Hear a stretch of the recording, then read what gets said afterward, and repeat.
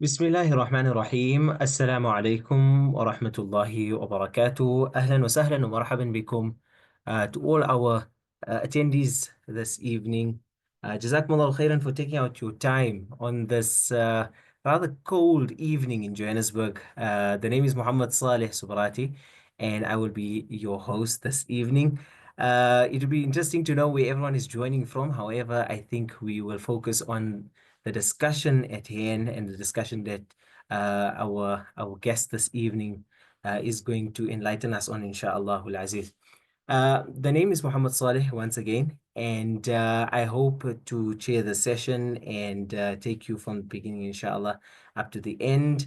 Um, a little bit about the Dean Pro. Alhamdulillah, I'm sure you might have read up a little bit about the Dean Pro. Perhaps you've been here for the past two sessions as well.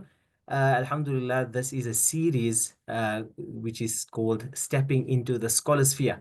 And this is a dynamic career guidance series where through the series, inshallah, the aim is to help future Muslim scholars and ulama or current Dini students. Perhaps you're studying currently in a Darul Ulum or an institution and you look to explore other impactful paths beyond the conventional madrasa or perhaps the member setting.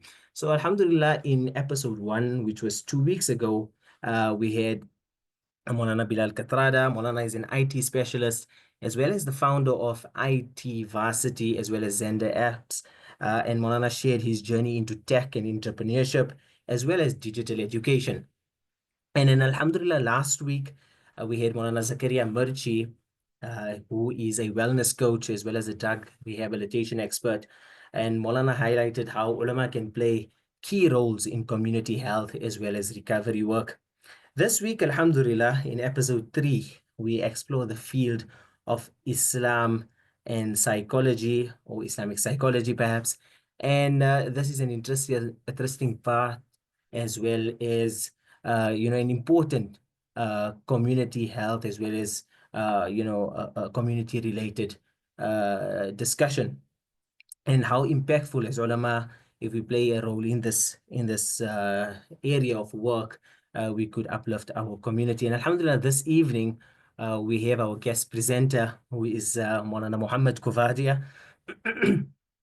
I would say that Maulana needs no introduction, but I think introductions are important as well, as we get to know who the person is behind the screen.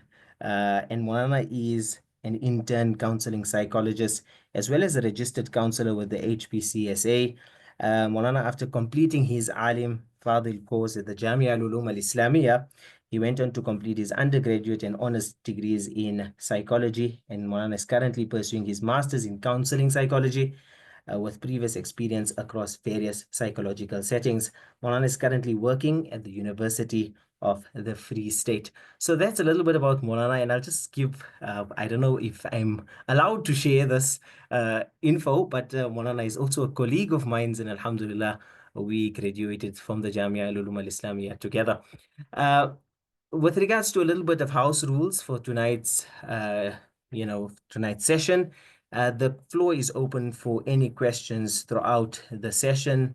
If any of you have any questions or related to the subject, you may drop a message, inshallah, in the Q&A section, and Morana will, inshallah, take those questions towards the end of the session. I don't want to waste any more of your time, inshallah, and I'd like to hand over to Morana Muhammad. Morana Muhammad, are you there? السلام عليكم ورحمة الله وبركاته. صالح Jazakumullah khair. كيف؟ Everything is quite loud and clear. Morana, you may comment. Perfect. جزاك الله خيرا. الحمد لله رب العالمين والصلاة والسلام على سيدنا محمد وعلى آله وأصحابه ومن تبعهم بإحسان إلى يوم الدين. اللهم علمنا بما ينفعنا وانفعنا بما علمتنا وزدنا علما وعملا يا رب العالمين. اللهم زينا بالحلم وأكرمنا بالتقوى واغفر لنا في الآخرة والأولى. جزا الله عنا محمد صلى الله عليه وسلم بما هو أهله. سبحان ربك رب العزة عما يصفون وسلام على المرسلين والحمد لله رب العالمين. السلام عليكم ورحمة الله وبركاته. And Jazakallah khairan Mullah Salih for the introduction. And I must say Jazakallah khairan to Team Pro for inviting me for the initiative, and Mulana Safwan Ablaki as well. It might be few in numbers, but inshallah, the impact will be immense. And even if one person decides to take up the field of Islamic psychology or Islamic psychology, then I think my job has been complete here. So I'm just going to start off by saying that. The second thing is, Mohammed Saleh, you spoke about Islamic psychology. I've titled deliberately my presentation Islam and psychology. And I'll come maybe to it. Maybe that can be a question in case I forget why I'm saying Islam and psychology compared to Islamic psychology. Maybe I can touch on that later. I don't want to give it away at the start, but it is maybe, inshallah, an area which we can focus on as we proceed in our presentation. All right. I'm going to start off with a very bold statement, and I know we're only 13 people here, but I hope someone challenges me on my bold statement. I love being challenged. Maybe that's a psychology part of me, but I think Saleh will say that even in madrasa, I used to love debating and arguing. Maybe that's one part of me. So anyway, I'm going to make a bold statement, and maybe people can dispute me, and I brought my adilla or my proofs, so we'll have an argument about that one there. But the statement is simple, and that's that we all practice psychology, whether you like it or whether you don't. We all practice psychology. Just some of us might be better at it than others. But ultimately, we all practice psychology. And therefore, because we all practice psychology, psychology, I would say, is the most important component of an alim's life, in the sense that no matter which field you're practicing in, and I can demonstrate it, if you give me any profession, any field, I will demonstrate how psychology is actually an integral part to thrive in this particular domain as an alim and as a scholar as well.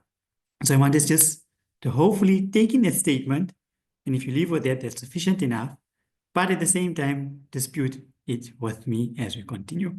The second thing is the purpose of today's session is more to explain what Islamic psychology is and how, as an Islamic scholar, we can take up this career path. It's more about a career guide for Islamic scholars. And I'm not really going to be speaking about the field of Islamic psychology and concepts of Islamic psychology. So if you're expecting me to explain what Islamic psychology is or to become a counselor after the session, unfortunately, that's not really the purpose of my discussion. Now I'm going to start off with a bit of an activity or exercise, all right? Something maybe slightly unconventional. And this is a picture. I want you to take a moment, pause, and when you see the picture, what do you see? What's the first thing that kind of captures your mind? And then if I were to ask you, where do you think this picture was taken or drawn? What's happening in picture? What type of people maybe live in the area around this particular photo or picture or image? And then how do you feel those people feel themselves? What type of emotions do the people living around this area feel? All right? Are they more families, more individuals? And the list can continue. And I think I'll just suffice with that. But the purpose of the activity is I'm not a psychodynamic therapist, all right? And I'm going to say it right now from the onset as well. I don't believe in a lot of psychodynamic theory, and a lot of it, including what Sigmund Freud and other proponents have said, is utter hogwash from an Islamic perspective. But taking a step back, as human beings, we project what we see in our view of everything around us onto something as simple as an image that we see. We tend to then also end up projecting our views of the world onto even ahadith, maybe even interpretations of ahadith or Quranic ayat. And therefore, it's such an important component of our life in terms of psychology and understanding human behavior. But let's look at firstly, we hear the word psychology. What is psychology actually? Because what does psychology actually mean? So psychology is made up of two words, all right? The first one is psych. Psych comes from the Latin word psyche, which means the soul. So that's the first word. And the second word is ology. Ology comes from the Latin word and it means the study of something.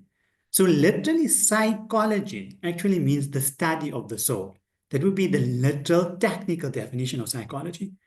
However, unfortunately, traditionally, psychology was a lot about the study of the soul. And if you think about the soul from an Islamic perspective, the nafs, what a central part of Islam is that. So psychology is the understanding the soul. But unfortunately, we've drifted away from understanding the soul. And one author, it was actually a Christian author, which put it very nicely. They said that we started off with psychology and studying the soul, but nowadays we've even lost the soul in psychology completely. And we've shifted from churches to cultures, where we no more believe in the church or, of course, the mosque or Islam providing us with mental health, but rather cultures and, of course, mental health practitioners. So that's the breakdown of psychology. But psychology itself actually means the study of the mind and behavior.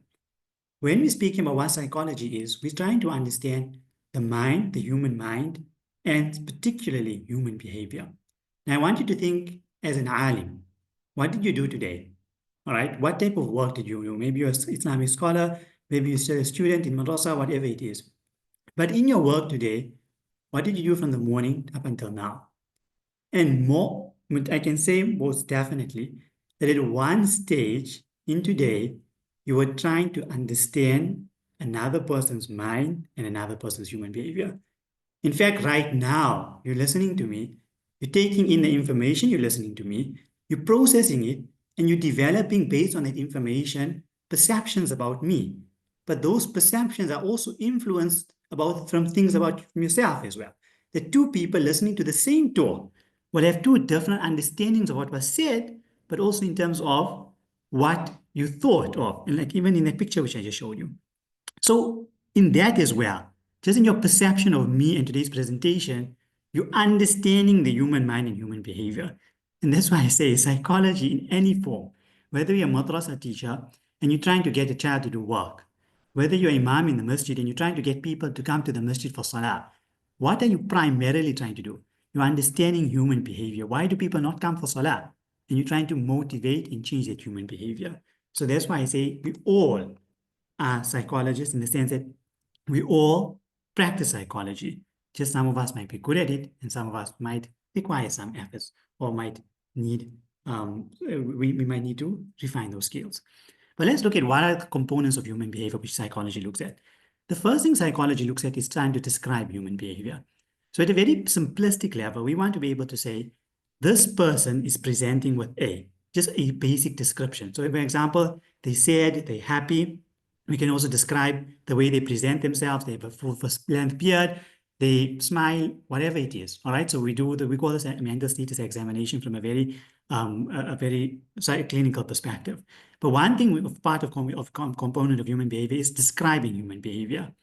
The second thing we want to then do, once we can describe human behavior. So for example, I can say, this person is 15 years old. I'll give you an example. He's 15 years old and he's currently smoking vape. That's a very common thing which is happening right now. There's just a description. But there's a description of what's happening, all right? Or the child is not listening in class.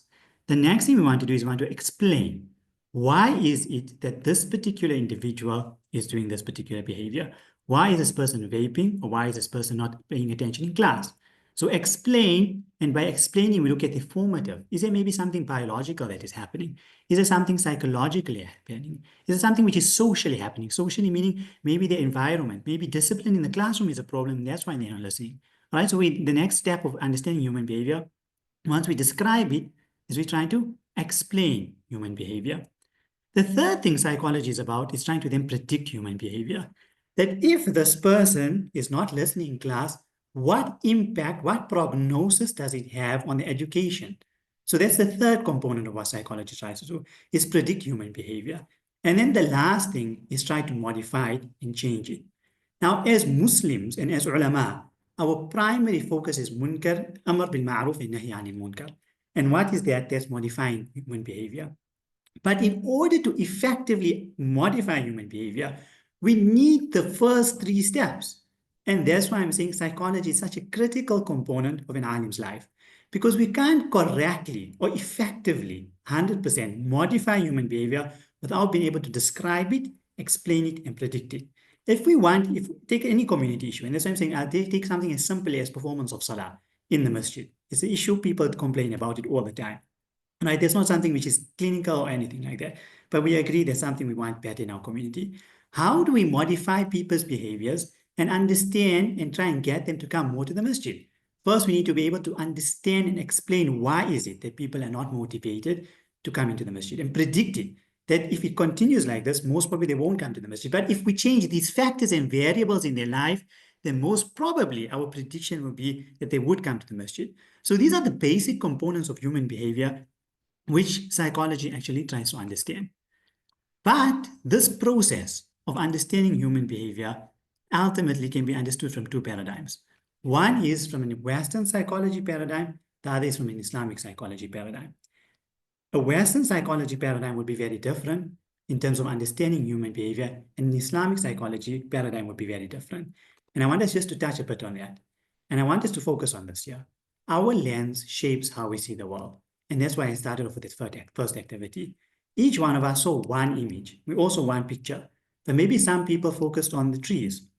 Some people focused on the skies. Some people focused on the rivers which are there. Our lens, which we are looking at the world through. All right, I wear glasses. Unfortunately, you can't see my face, but I wear glasses. If there was a scratch or tint on my glass, I would see the world completely different. And that's the same thing when it comes to psychology. Psychology is framed within a paradigm, within a worldview, within a lens.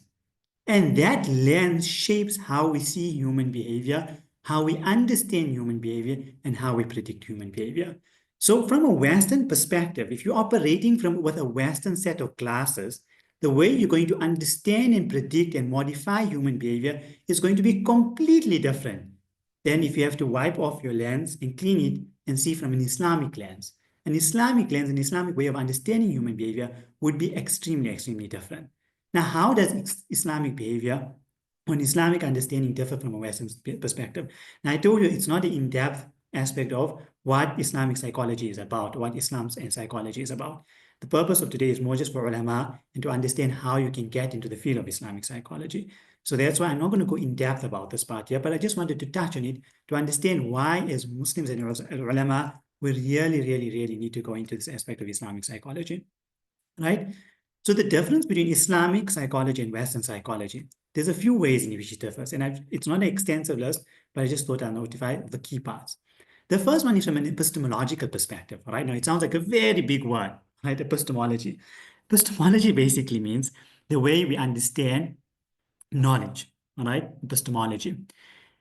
How do we come to facts? How do we come to realities of the world, right? How do we know that the world exists? For example, I currently have on a side note, right? I have a cute, non-Muslim 11-year-old boy who comes, is raised as a Catholic, a staunch Catholic, but he comes with these big existential questions like questioning at 11 years old, how can God and Jesus be one in the same thing? Are they different? All of these questions, all right?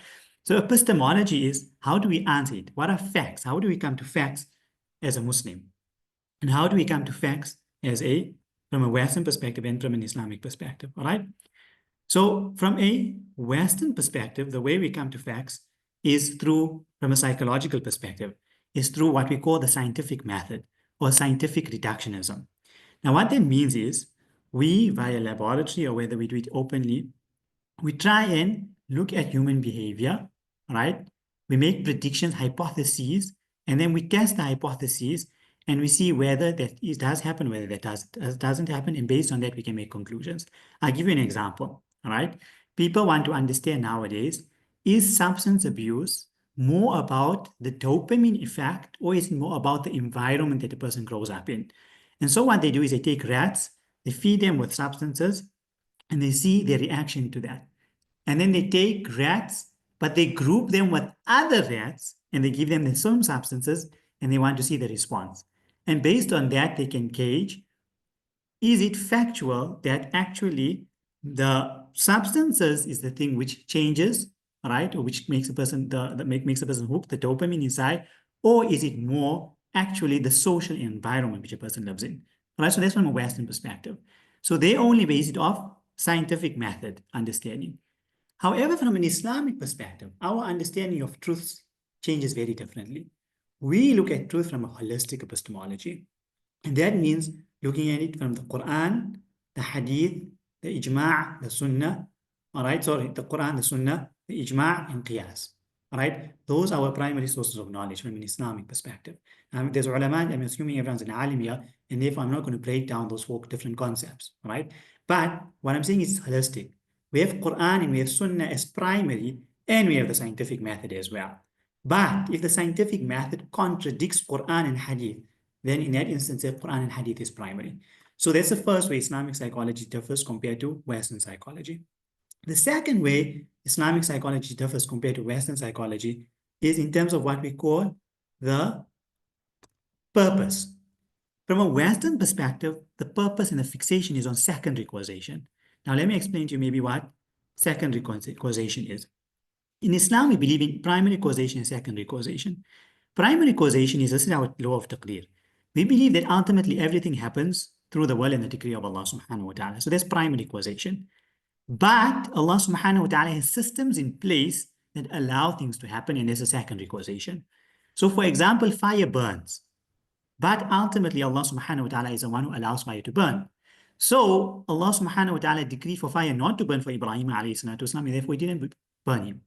So from a Western perspective, they only focus on secondary causation. The fire burns. That's it. We don't believe. We believe things that happen in this world happen because of itself. So it's secondary causation. As from an Islamic perspective, we understand that there's primary causation. That yes, for example, your family members might be divorced or whatever it is. This might be happening in your life. You might be going through depression because of A, B, C, D, E. But those things are your secondary causation of these aspects. Ultimately, your primary cause of it is Allah subhanahu wa ta'ala. And therefore, if your depression is primarily caused by Allah subhanahu wa ta'ala, there has to also be a reason why Allah subhanahu wa ta'ala is making you go through this.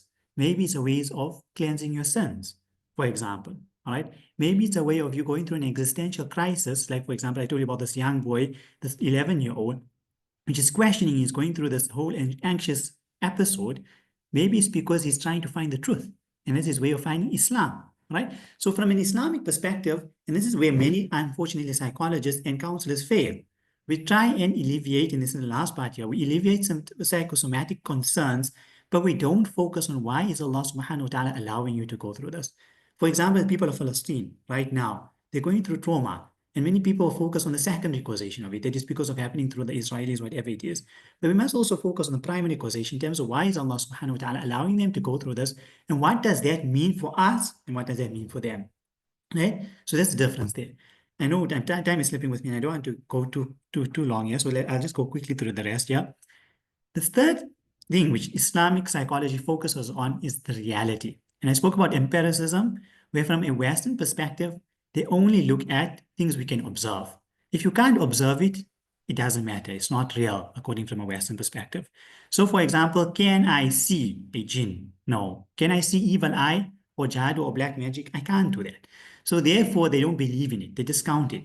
Whilst from an Islamic perspective, we have an unseen world as well. We believe in spiritual possession, etc., which influences our view on mental health as well. I was actually speaking to, now I'm currently based at the University of Free State, so I was speaking to, there's a lot of Muslim students here and doctors. So I was speaking to some of the guys which are doing ward rounds, right? Now, these are medical students, 22 years old, 23 years old. I would bring up the topic, and they were just speaking about, like, psychology in general, and asked me like, "Moran, what are you doing that?" So I was explaining to them, and then the one guy tells me, he says, "Moran, tell me, don't you think when you walk into the psychiatric ward, some of those guys are just possessed? That's it. They don't have any mental health condition. It's just jinn possession." And then the other guy, another Muslim doctor, all right, he's doing his comm service. He said, one thing I've noticed, and I need to be careful what I say because maybe it's been recorded, all right. But the person said that one thing I personally have noticed is that in one particular racial group, I see that it's more dominant, his understanding of jinn possession, because they don't necessarily, their napak state, all right, is, again, they don't take care of their purity. And this was quite interesting because, as I said, from an Islamic perspective, we believe in the unseen world. So that's where Islamic psychology and Western psychology differs. The fourth point there is, as I said, it differs also in terms of the mind and the heart. From an Islamic perspective, we know Rasulullah sallallahu alaihi wasallam said about the heart. إن في الجسد مضغة. Right? إذا صلح صلح الجسد كله. And it's the heart. while the Western perspective focuses on the mind. And the last part is from a Western perspective, we're just trying to alleviate and remove psychosomatic concerns. But from an Islamic perspective, we're not just trying to remove psychosomatic concerns, we're trying to return a person to their fitrah. It's not just about removing. So, a person is in depression, it's not just about getting them out of their depressive episode, but they're still not performing in the salah. They're still not being dutiful to their parents. They're still not doing the basics of Islam, all right? The basic akhlaqiyat, etc. You haven't actually helped the person really. You've removed the depression. But from an Islamic perspective, you haven't really helped the person.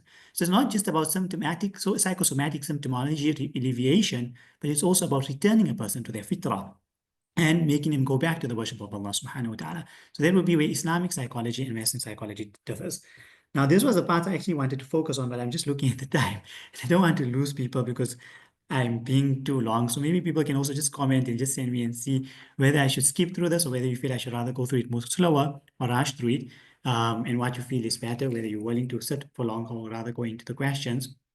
But I wanted to speak about like, okay, now say you want to pursue psychology because inshallah so far I've tried to convince you why we need to study psychology and why we need to study psychology from an Islamic perspective. All right.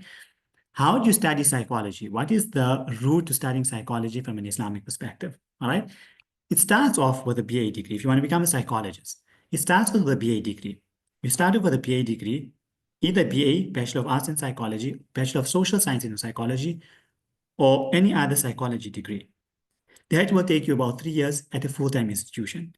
If you are an Islamic scholar, all right, or you may be studying and you're doing Alima course or Alim course, I would advise that you do it through UNISA. Otherwise, any other major institution currently offers this program here. Once you've completed with that, you then do a 1-year honors program in psychology. Again, as an Alim student, you can also do it through UNISA, all right? In order to become a psychologist, and I'm going to concentrate on becoming a psychologist first, right? You have to then do a master's degree. You have to then do a master's degree. Once you've done a master's degree, that's when you become a psychologist. To get into a master's degree in South Africa at universities, sometimes there can be at certain universities over 1,000 applications for 6 spots into a master's program. So it's highly, highly competitive. Other universities can be minimum, you're looking at 400 or so applications for about 5 spots. And it's a very, very, very tedious process to get into a master's program. All right. So it's a very long course of study for if any person is thinking of becoming a psychologist. That's one option. The other option is once you complete your 1 year, you can become a psychometrist or registered counselor. Now, I'll touch on the next slide of what the difference is between these three types of professions. But the registered counselor, after you complete your PA, you do a B-Psych equivalent program. Now, what is a B-Psych equivalent program? That's a 1.5-year program, which has theory and it has a practical component to it. And then you become a registered counselor, all right? So it's not just theory, but it's also practice. So even your master's is 2 years. Your first year is just theory. Your second year is a practice where you do it under supervision. And that's when you become a psychologist. So psychologist at master's level, a registered counselor is at honors level. I wanted to focus on the slide more, but time is running, so I'm just going to skip it, all right? I want us also just to touch a bit on what are the different types of mental health professionals, because I feel it's important for us as Islamic scholars to know the different types and categories of mental health professionals, because when we're dealing with mental health, we need to know who can we refer to, and even as us, maybe if there's people which want to become mental health professionals, what type of a mental health professional do you want to become? So the one is a registered counselor. All right, a counselor is a person which just provides support when it comes to mental health. So if I'm going through, for example, a breakup, a marriage breakup, or whatever it is, I went through a traumatic incident and I just need to get things off my chest and I just need to speak to someone, that would be a counselor. So they don't really do deep, in-depth work, but they just provide you with supportive work, right? Like a debrief. You know, sometimes you speak to someone and all of a sudden you feel better. That would be the job more of a counselor. The second person is a psychologist. A psychologist is a trained professional which doesn't just provide you with basic support, but what they try to do is they try to understand what you're currently going through based on your history to find patterns in your life. So, for example, right now, if a person passed away, all right, and now you're grieving, in this instance, a counselor will just try and provide you with support through your grief. A psychologist will try to understand why is it that you're grieving in this particular way, all right, after providing you with the basic support, to understand the patterns that is happening here, and then to hopefully alleviate it in future as well. So the prediction and the explanation of human behavior is much more in-depth at the psychologist level compared to a counselor level. The second thing a psychologist differs in is a psychologist diagnose mental health. Now, it sounds quite simple to say that, okay, fine, they can diagnose and counselor can't diagnose. But the reason why a psychologist can diagnose but a counselor can't diagnose is because a psychologist is much more trained in observation of human behavior. So something as simple as, for example, today, there's few things, all right?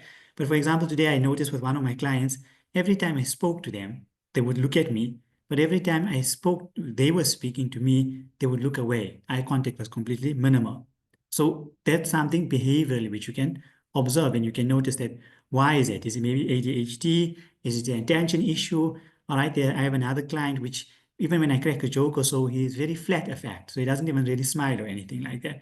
What does that tell me about him? Is it possibly on the autism spectrum disorder basis, whatever it is? So can you see, we do a lot more observational behavior. Together with that, psychologists also are more trained in terms of psychometric properties. So we use psychological assessments to predict behavior better. All right, so there's multiple psychological assessments, but we also then use psychometric assessments for like your IQ testing and stuff like that. So that's what a psychologist does. Then we have, oh, I skipped very forward.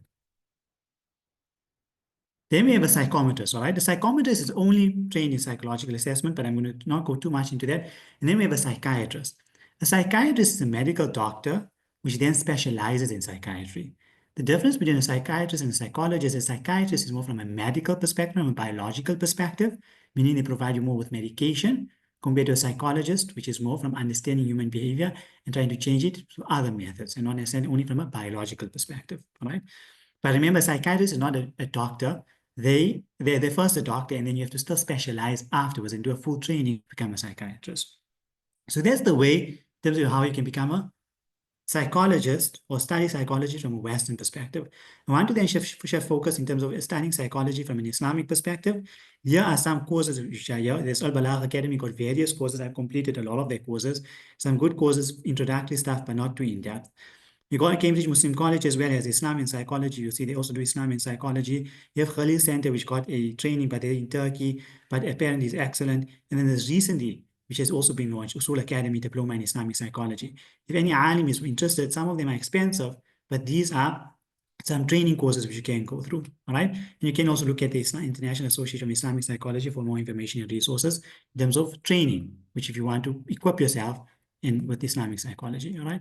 I'm going to skip this part here, all right, in terms of required characteristics, just because time is of the essence. I want us to focus a bit on what are potential fields which, as ulama, we can go into in psychology. The first one is in educational settings. Now, when I say educational settings, all right, I mean schools. Now, in a school setting, I was working in school setting at one side, we can provide support on an individual basis, meaning as ulama, we're required to provide to address the mental health needs of learners. Currently, I'm dealing with a suicidal client at a Muslim school, all right, a very prominent Muslim school, a suicidal client, all right, and this happens. There's a lot of self-harming, etc., which happens at Muslim schools. My entire master's research dissertation is on learner mental health in Muslim schools. So we can provide mental health within a Muslim education setting. But then, as I spoke about our IQ testing in it as well, we can look at in the education setting the needs of our learners when it comes to educational needs and using psychometric properties. So, for example, one thing which we look at is a person's verbal learning, a person's matrix. So, when we speak about intelligence, there's two types of intelligence. One is a person's fluid intelligence, we get crystallized intelligence, etc. Crystallized intelligence is your ability to memorize facts. Your fluid intelligence is your ability to reason through information. Now, if we have scholars which are trained in these fields and understand the difference and how these two work, we can then use our students' potential much better. I always say for fuqaha, we don't require fuqaha which have very strong crystallized intelligence. They have very good memories. We actually require fuqaha which have very strong fluid intelligence, which they can reason through things better than memorizing through things, because that's not really the job of a faqih. Compared to maybe a person which is a muhaddith, they won't necessarily require so much of, they would obviously require both, but maybe more crystallized intelligence than compared to your fluid intelligence. All right. So that's a job an alim can do.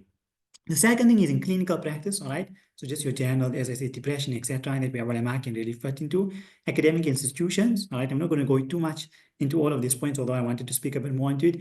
Policy development, all right? As ulama, if we can get into policy, we can provide reasons for why certain policies in South Africa are incorrect, all right? Community centers, like your drug centers, etc., and then social research, all right? There's so many social phenomena. Like I said, something as simplistic as Salah, a non-performance of Salah within Jama'ah.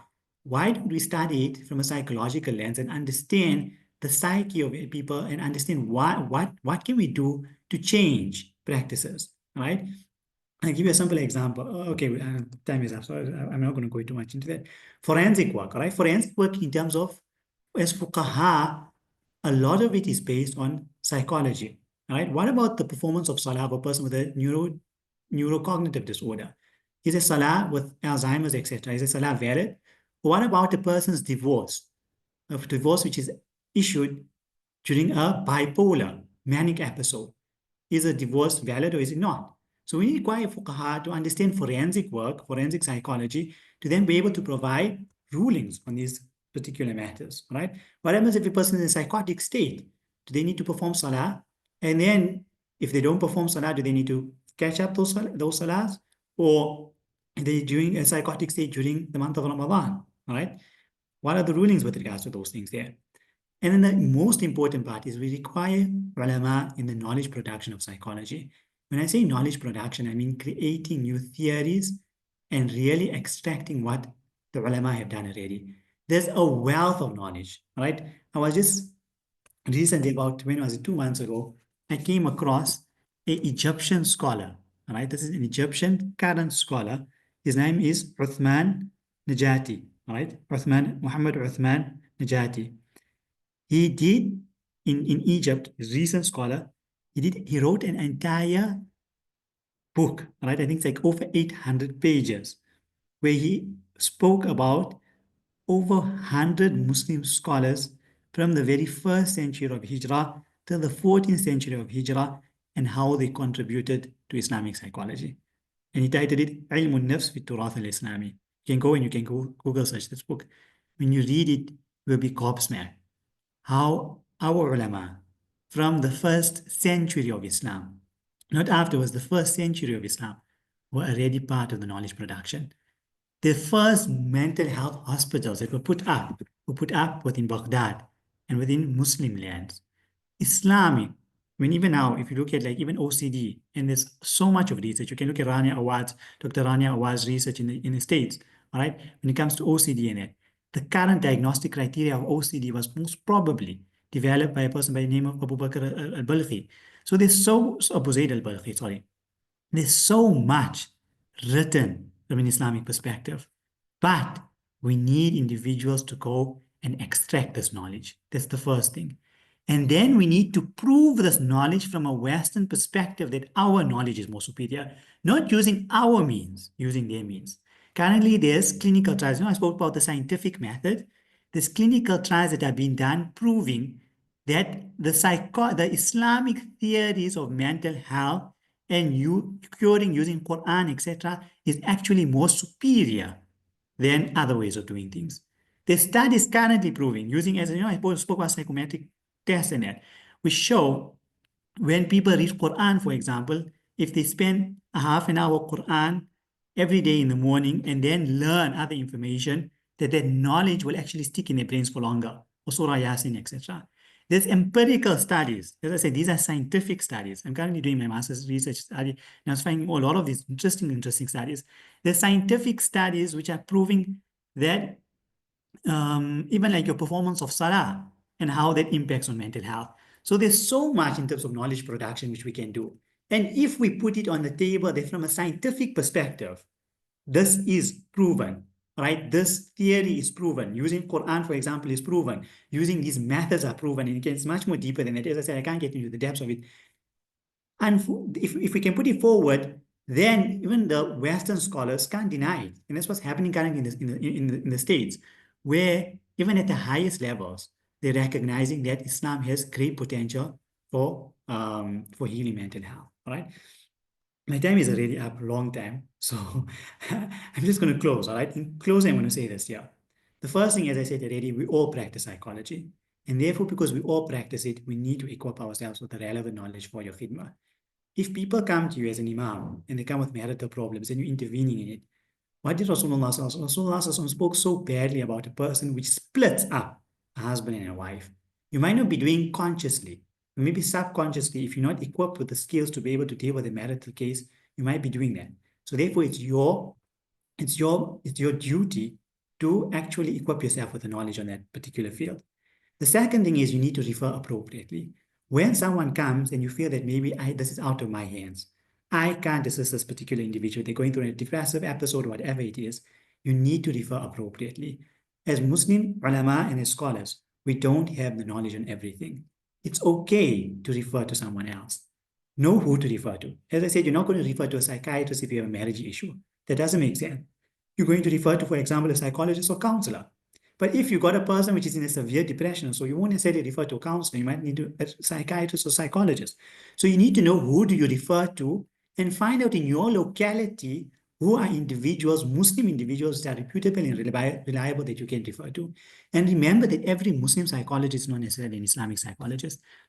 Unfortunately, there are many Muslim psychologists that are actually practicing from a very, very, very Western perspective. That it might be more detrimental, and this might be a controversial view, but I feel there was actually a Muslim person I used to refer a lot of my clients to, Muslim psychologist. But recently I found out that he does a lot of gender affirming care and stuff like that. All right. And I have a lot of reservations now to refer more clients to him. But anyway, coming back to my point, I personally feel it might be better sometimes to refer people to a non-Muslim because when we refer to a non-Muslim, that couple or whatever it is knows that these people are non-Muslims, they're practicing from a non-Muslim perspective, and they're more cautious to take whatever it is that they're saying. But when it comes from a Muslim person, which is not providing Islamic psychology to them, then they become more trusting in it, and this can be very detrimental to them. All right, so that's the second thing. The third part is we need to reclaim our legacy. As I said, this is our legacy. There's a lot written in Arabic language. As ulama and people which understand Arabic, we need to extract this and then we need to prove it and give it to the world, especially in South Africa. South Africa is thirsty for decolonizing and finding other ways. In South Africa, they're realizing the African community and African lecturers are realizing, I came from UKZN, they're realizing that Western perspectives on mental health are just not working in South Africa. And we have the solution. That's Islamic psychology and Islamic psychology. The fourth part is the views of ulama matter on mental health. When you give a bayan and you give a talk and you're speaking about concepts of mental health, you need to understand the concept correctly. Even if it's something as simple as our emotions, we speak about anger, etc. Is anger also bad? Or is anger actually a secondary emotion which can also work in our favor? We need to understand these things when we speak about it. All right. So we need to understand what is mental health because our views matter a lot. Unfortunately, many people might have different views on mental health. They attribute everything to then jadoo or black magic. And this then impacts mental health seeking behaviors. So we need to find that balance. And the last thing I want to focus on, and this is really the part, we don't need everyone to become psychologists. We don't require all ulama to become psychologists. In South Africa, the amount of psychologists and the amount of psychiatrists and mental health professionals are decreased. And that's why we're calling, many studies are currently calling for what they call task sharing models of community mental health. And this requires intersectoral collaboration, meaning that as ulama, we require the basic knowledge in each community, basic knowledge on mental health, and then they need to be able to provide basic support and refer appropriately to other individuals. In my current master's thesis as well on Muslim schools, what I'm finding is that we just don't have the resources to have psychologists and Muslim psychologists at every Muslim school. It's not going to work. So what we actually need to do is we need to equip ulama and alimat in each Muslim school, one individual with the necessary skills of psychology to be able to provide basic mental health support to the learners. Give them a timetable where these scholars are free to be able to consult with the learners and learners can come to them, speak to them. And if they come and present with serious issues, then we refer to a psychologist, for example, which all the Muslim schools in Gauteng, for example, have one psychologist only, but that psychologist oversees all of the network of basically ulama or something within Gauteng. And that's what I'm basically suggesting. But that's my point. we need to have intersectoral collaboration. Even as ulama within a community, for example, say Joburg South, where I'm from, all the imams of the area need to come together and say that, okay, fine, these are maybe one or two ulama which will be equipped in our area to deal with mental health issues, and we'll refer them appropriately there, and then from there refer to psychologists, etc. All right, and that's why my last thing, normally they say when you're giving a bayan, you must have tashkil. All right, I'm not a tablighi, Mas Saleh will say I'm not a tablighi, but nonetheless, a bit of tabligh will come out to me, and really make an intention, at least from some of us here, that I'm going to take up the field of mental health. And hopefully I've proven to you guys that the purpose of mental health and why it's actually required. But to make an intention, at least some of us will take up the aspect of mental health. And that brings me to the end of my very long presentation. Other parts I'm just going to skip. I put a recommended reading list. I know I've spoken for very long, so please forgive me for that. But I hope there was some benefit in the very lengthy speech I gave. On a side note, on a more humorous note, I always say I got two parts of me, or my personality. I got one is the psychology part of me, and the other one is the alim or the Mulana part of me. The psychology part of me likes to listen to stories and not speak a lot, but the Mulana part of me loves to give long bayans. So a lot of my work I do right now is more the psychology part of me. So when I actually have a bayan to give, then the Mulana part of me really comes out and I don't stop speaking. But now I'll stop.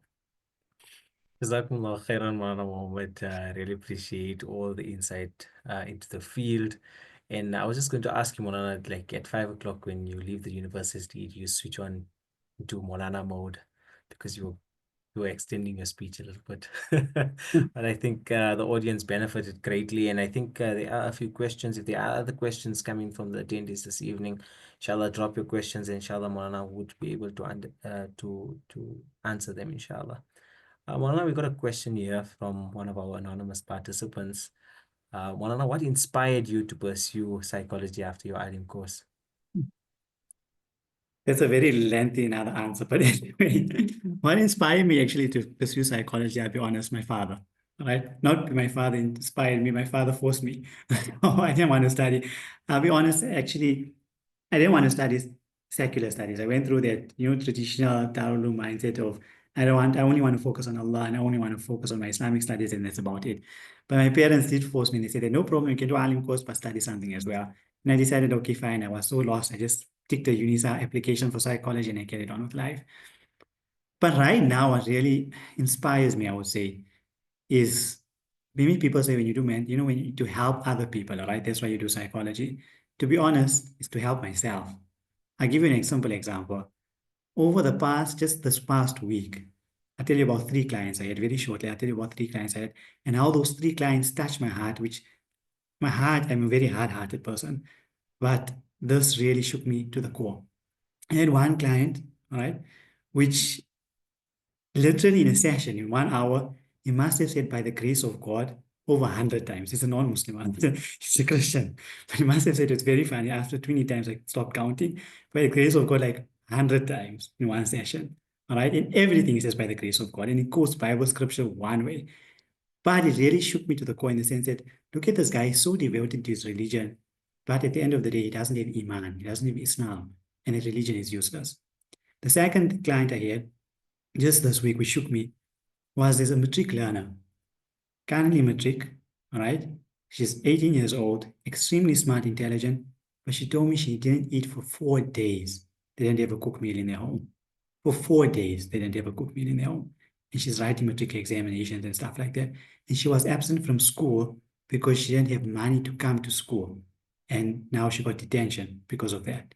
And that's why she went through those entire process and that. And it really shook me because when I was working in a Muslim school, there's people with their shoe alone, or the spending money of a 15-year-old child in some of Muslim schools for a week is more than what a family of 10 to 15 people are living off for a month. And that's unfortunate reality. And the third thing which really shook me like this week, there was a child which came, a 17-year-old, also in matric, with a starter, right? Again, a non-Muslim person.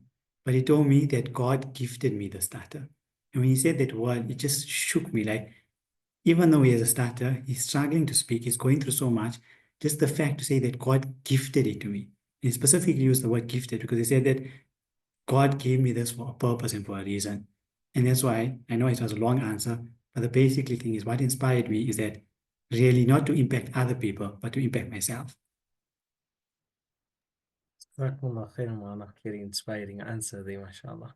Another question coming in here that, Maulana, did you ever feel resistance from the community when you shifted into mental health work? So I'll be honest, I actually haven't really, I would say, serious resistance from the community. I feel the community has accepted it a bit more. I think the challenge is nowadays Muslims are a bit more apprehensive to Islamic psychology, and especially coming from an alim, I would say. All right. Many people, also maybe my age is there. One good thing is that people can't see my age right now. But what I do find is that many people feel that the Islamic way of doing things is not necessarily proven compared to a Western way. And they're so caught up in this Western understanding because of TikTok and Instagram and all of this, of like, stigma and brown parents and brown people this and brown people like that, which is not even, some of these things are not even psychologically sound. And that's where I find there's a bit of resistance. So it's not that they don't see the importance of mental health, but sometimes they either overemphasize mental health or they blame parents and stuff like that. And that's where some of the resistance, I would say, comes from. Or they blame like ulama and all of those things there. I don't know if that makes sense. Well, that definitely makes sense. I think that answers the next question also that came through, that how do you deal with clients who come from a traditional Islamic background, but are resistant to the psychological approach? Yeah, so maybe just to add on there, how do you deal with clients who came from a traditional Islamic Islamic background? background. Hmm. So I think that's a bit more harder to deal with as well, because, and that's not only when it comes from a traditional Islamic background, right? When it comes from any traditional background, like I spoke about this guy here, which has these very, religious beliefs and says by the grace of God over 100 times, right? Which is very funny and he laughs all the time. But what I find is that when there's a traditional Islamic background, it's coming most probably from, remember what I said, in order to understand, in order to explain and modify human behavior, we need to understand where it's coming from. All right. And the most probably the reason why it's coming from is a lot of emotional attachment to it. Islam is providing him with something which nothing else, those traditional beliefs has provided him with something which nothing else has provided him with. And therefore, to make them change from those traditional beliefs is extremely difficult. You're not going to be able to do it. It's extremely, extremely difficult. All right. Each case is going to be very different. But the best way to do it, it just depends on each person, all right? It's really just sitting with that person and understanding where is it coming from? Where are this traditional Islamic background coming from? All right. Why do they believe what they currently believe? So, for example, there's parents which refuse to accept that the child might have a mental health issue, but they only want to attribute it to jadoo or black magic. All right. Understand why do they believe that this is the case? Many a times they believe this is the case because when you say it's a mental health issue, it's more like I'm to blame as a parent. I'm the cause of this. When we say Jadu, it's the community or the auntie or the uncle or someone else is to blame. And it's easier to accept that someone else is to blame than for me to accept that I am to blame. And therefore, you need to change the perception that even if it is a mental health issue, as a parent, you're not to blame. And I think that shifts in perspectives because then it's a bit easier emotionally to accept that it's maybe not a mental health issue. I don't know if that makes sense.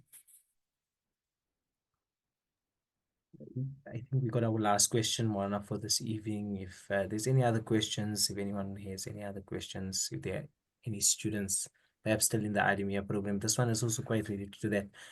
Salams, Moana, how can someone still in the beginning of the ADIM course start preparing for a future in psychology?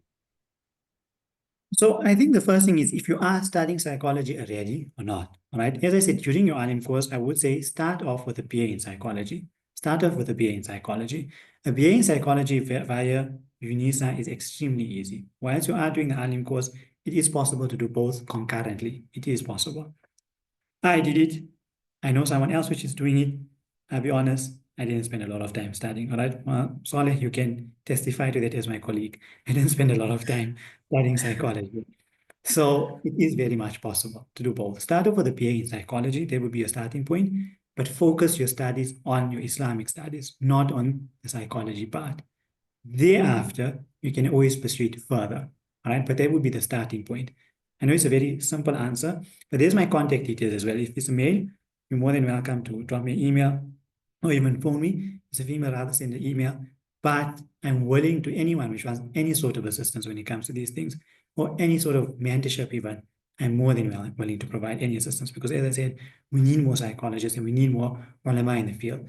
So if you want like individual mentorship, I normally actually I've been mentoring a lot of people recently. I've got 3 people into master's programs over this past year. So I really believe in mentorship, and I'm more than willing to assist any person on an individual level in terms of what your specific vision is in the field of psychology, because psychology is so broad, and then how can we actually achieve that? I think Mona, that brings us to a wrap Well, there of are this some questions which episode. came to me directly, all right? I don't know if people maybe are running, but I thought, I don't know if I can maybe answer some of the questions. Not a problem at all, Mona. Okay, so the one was the title of the book, all right, which I quoted. It's called علم النفس في التراث الإسلامي. علم النفس في التراث الإسلامي. If anyone wants, drop me an email, all right? My email address is here. Just take a screenshot or something of it. Drop me an email. I'll even share with you our Google Drive. I have a lot of psychology books, Islamic psychology books, and even this particular book. All right. So that's the name of the book. Some of them are copyrighted, so the recording just cut that part out of the recording. All right. I didn't say I'm sharing Yeah. anything, but that's one there. All right. The one question also was a majority of people thought to be possessed by jinn really have mental health. All right. Now, I don't think I'm the best person to deal with that because I don't deal with a lot of gene possession. So I can't really tell you. I don't know whichever one is asking this, but I don't have the knowledge on gene possession. And that's why I always say whenever I feel like maybe it could potentially be gene possession, I would refer to someone else. All right. There's a very good book written also by uh, Professor Rasool from Pakistan on gene possession, and he differentiates between gene possession and mental health issues and what's the difference between the two in terms of the symptomology and how they present differently. So I think that's quite a nice book to actually read on that topic there. So, and he's also the one who presents Al-Balagh program on gene possession and mental health. But yeah, so that was a question there. And then there's another question: an alim who does basic counseling, would he have to study at a university? And can he do some Islamic course with the most important aspects? Are there any such courses? So an alim doesn't necessarily have to study at a university, all right? If they want to do your provide basic mental health, the one I spoke about, the task sharing model, it doesn't have to be at a university. It should be a proper developed Islamic course. There are currently, I think Islamic Careline offers a course on mental health, like a counseling, basic counseling course. And I think there are other institutions, but I'll be honest, I don't think they're extremely Islamically sound, Islamically grounded. All right. Again, just my opinion, not necessarily reality. So there are courses, but I don't know any courses in particular. I would say maybe the starting courses would be those internationally. Hmm. And then the last one is, what's your opinion on applying a Western psychological lens to primary Islamic sources? So I think, and maybe I'm not understanding the question 100%, but the question is maybe more like where we find some scholars, what are trying to do is that they're taking something which is which is established empirically from Western sources, and then they're trying to interpret Islamic sources based off that. Is that maybe the question, if I'm understanding it correctly? So they're taking a Western study and then they're trying to interpret verses of the Quran, etc., to fit into the Western psychological lens.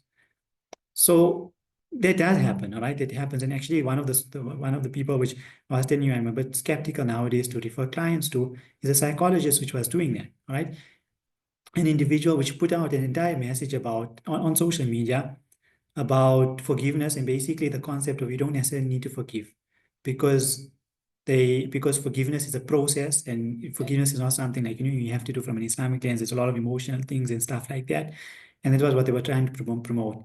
And I messaged this individual and I was like, look, I understand what you're saying, but Islamically, I don't think it's quite sound. And I even messaged 3 Asatid of mine and I was like, this is what this person said. What are your thoughts on it? And all of them said that, no, what this person is saying is wrong. So I think that would be a good example of where they're taking it. So I think we have to really, really, really do it with extreme caution when we're doing that. Emotion regulation in the prophetic model. So I think if you're using prophetic models for emotion regulation, that would be excellent, all right? If you're using prophetic models for emotion regulation. So for example, prophetic model for emotion regulation would be for anger. Rasulullah sallallahu alaihi wasallam taught us, for example, to drink something in it, all right? Or to change our sitting position. Now in DBT, which is dialectic behavioral therapy, there's a technique known as TIP. And the first one is about T temperature control. So those things I think I established. I don't know if that answers the question. I've spoken a lot. But I think Well, closing, if there are any more questions, you're more than welcome just to drop me an email or so. Mola, if you don't mind, could you perhaps drop your email in the chat? It just makes it easier perhaps for Well, I grouping can purposes. do that as well. If there's anyone who wants to perhaps unmute and ask Mola a question, you're more than welcome to do that. And I think, Mola, Jazakumullah khairan for your time this evening, and Jazakumullah khairan to everyone else that joined the session this evening as well. The Dean Pro is the series still continues, and of course, the Ummah needs ulama in every sphere.